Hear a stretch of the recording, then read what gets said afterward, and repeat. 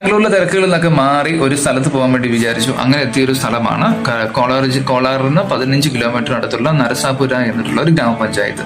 ഇവിടെ വന്നത് ഒരു ലേക്ക് കാണാൻ വേണ്ടിയിട്ടായിരുന്നു. പക്ഷെ ഇവിടെ വന്നതിന് ശേഷമാണ് ഈ നാടിന്റെ പ്രത്യേകത എന്താണെന്ന് ശരിക്കും മനസ്സിലായത്. ഇന്ത്യൻ എക്കണോമിയിലേക്ക് 1.25% കോൺട്രിബ്യൂട്ട് ചെയ്യുന്ന ഒരു ഗ്രാമപഞ്ചായത്താണിത്. അതിൽ കേരളം നോക്കിക്കഴിഞ്ഞാൽ 4% നമ്മുടെ കോൺട്രിബ്യൂഷൻ. അപ്പൊ ഇവിടെ നോക്കി ഇവിടുത്തെ ഒരു പഞ്ചായത്ത്, ഒരു ഗ്രാമപഞ്ചായത്താണ് 1.25% കോൺട്രിബ്യൂട്ട് ചെയ്യുന്നത്. അപ്പൊ അത് എന്താണ് കാരണം എന്ന് ചോദിച്ചാൽ ഇവിടെ ഉണ്ടാകുന്ന ഇൻഡസ്ട്രിയൽ ഏരിയ തന്നെയാണ്. ആ ഇൻഡസ്ട്രിയൽ ഏരിയയിൽ പ്രവർത്തിക്കുന്ന വിസ്ട്രം കോർപ്പറേഷൻ എന്ന് പറഞ്ഞാൽ ആപ്പിളിന്റെ ഒരു കമ്പനിയാണ്. പിന്നെ വോൾവോ, സ്കാനിയ ഇങ്ങനെയുള്ള ഒരുപാട് കമ്പനീസ് ഒക്കെ ഉള്ളത് കൊണ്ടാണ് ഈ നാട് ഇങ്ങനെ വികസിച്ചത്. പക്ഷെ ഇത്രയും കോൺട്രിബ്യൂട്ട് ചെയ്യുന്നുണ്ട് എന്ന് പറഞ്ഞാൽ പോലും ആ നാട്ടിൽ നമുക്ക് അതിൻ്റെതായ വികസനങ്ങളൊന്നും കാണാൻ പറ്റില്ല. ഒരുപാട് സ്ഥലങ്ങൾ ഇതുപോലെ ഇങ്ങനെ തുറസായി കിടക്കുന്നു. ഇപ്പൊ ഞാൻ പറഞ്ഞത് ലേക്ക് ഇതായിരുന്നു ഒരു കാലത്ത് ഈ നരസാപുര എന്നുള്ള ഗ്രാമപഞ്ചായത്തിലേക്ക് കംപ്ലീറ്റ് വെള്ളം ഇവിടെ നിന്നാണ് സപ്ലൈ ചെയ്ത് പോയിക്കൊണ്ടിരുന്നത്. ഇവിടെ നിന്നാണ് പമ്പ് ചെയ്തിട്ട് ഓരോ വീട്ടിലെത്തിക്കൊണ്ടിരുന്നത്.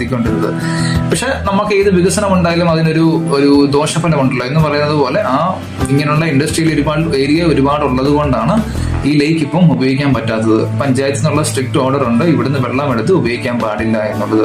ഇതൊക്കെയാണ് കർണാടകത്തിലെ ഒരു ഗ്രാമീണ ജീവിതം എന്ന് പറഞ്ഞു കഴിഞ്ഞാൽ. നമുക്ക് ഇവിടെ ചെന്ന് കഴിഞ്ഞാൽ ഒരുപാട് ബസ്സുകൾ കാണാൻ പറ്റും, പക്ഷെ അതെല്ലാം KSRTCയുടെ ബസ്സുകളായിരിക്കും എന്നുള്ളതാണ്. കേരളത്തിൽ മാത്രമല്ല പ്രൈവറ്റ് ബസ് ഒക്കെ ഇതുപോലെ ഒരുപാട് ഉള്ളത്. മറ്റ് സ്ഥലങ്ങളിലൊക്കെ ചെന്ന് കഴിഞ്ഞാൽ അവരുടെ മെജോറിറ്റി ഷെയറും ഗവൺമെന്റ് കയ്യിലായിരിക്കും, ഒരു പബ്ലിക് സെക്ടറിലൊക്കെ. ഈ വലതുവശത്ത് കാണുന്നതാണ് ഒരു അമ്പലം. ഇതിപ്പോ എന്താണ് ഇങ്ങനെയുള്ള പരുവത്തിൽ നിന്ന് എനിക്ക് മനസ്സിലാകുന്നില്ല. പക്ഷെങ്കിൽ ഞാൻ ഒരാളോട് ചോദിച്ചപ്പോൾ അവർ പറഞ്ഞത് അമ്പലത്തിൽ ഉത്സവത്തിന് സമയമൊക്കെ ആകുമ്പോഴത്തേക്കും ഇവിടെ എല്ലാം വെട്ടി നീറ്റാക്കി പെയിന്റ് ഒക്കെ അടിച്ച് നല്ല നല്ല ലൈറ്റിംഗ് ഒക്കെ ചെയ്ത് അടിപൊളിയാവും എന്നാണ് പറഞ്ഞത്.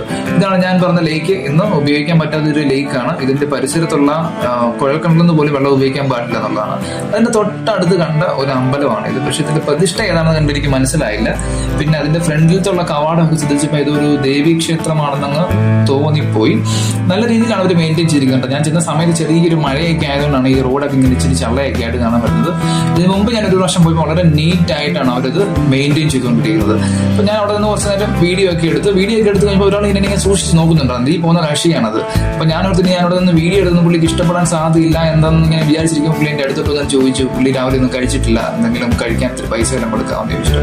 അപ്പൊ പുള്ളി അതിനുവേണ്ടി എന്റെ അടുത്ത് വന്നതാണ്. ഞാനത് പേടിച്ചു. സത്യം പറഞ്ഞാൽ അവിടെ നിന്ന് നമ്മളിങ്ങനെ വീഡിയോ ഒക്കെ എടുക്കുമ്പോൾ ചിലപ്പോൾ ഇഷ്ടപ്പെട്ടില്ല. പ്രത്യേകിച്ച് നമ്മുടെ നാടും കൂടെ അല്ലല്ലോ. ഇതാണ് അവിടുത്തെ അമ്പലവും അതുമായി ചുറ്റപ്പെട്ട ഒരു പ്രദേശത്തിന്റെ കാഴ്ചകളൊക്കെ. ഞാൻ പിന്നെ അവിടെ നരസാപുരയിൽ ഒരു ജംഗ്ഷനിലോട്ടാണ് വന്നിരിക്കുന്നത്. നമ്മുടെയൊക്കെ നാട്ടിൽ വെച്ച് നോക്കുവാണെങ്കിൽ ഒരുപാട് കാലം പുറകിലാണ് നമുക്കിപ്പോൾ തോന്നിപ്പോകും. വലിയ വലിയ ഡെവലപ്മെന്റ്സ് ഒന്നുമില്ല അവിടുത്തെ ഓരോ ജംഗ്ഷനിലും. തികച്ചും ഗ്രാമീണമായിട്ടുള്ള ഒരു അന്തരീക്ഷം. ഗ്രാമീണ സ്ത്രീകളൊക്കെ രാവിലെ ജോലിക്കൊക്കെ പോകുന്ന ഒരു കാഴ്ചയാണ് നിങ്ങൾ കാണുന്നത്. നല്ല മഴയുള്ള ഒരു സമയത്തായിരുന്നു ഞാൻ ചെയ്യുന്നത്. ബാംഗ്ലൂരിലെ തിരക്കിൽ നിന്നൊക്കെ മാറി ഇതുപോലെ ഒരുപാട് സ്ഥലങ്ങളുണ്ട് കർണാടകത്തിൽ. ഗ്രാമീണ ജീവിതം നമുക്ക് നേരിട്ട് കാണാൻ പറ്റുന്ന. അപ്പൊ അങ്ങനെ ഒരു അനുഭവമാണ് എനിക്കും ഉണ്ടായത്. അപ്പം എന്റെ കാഴ്ചകളൊക്കെ കണ്ടിട്ട് ഞാൻ തിരിച്ച് എന്റെ സ്ഥലത്തോട്ട് മടങ്ങുകയാണ്. അപ്പോൾ മറ്റൊരു വീഡിയോയുമായി വീണ്ടും വരാം. Thank you.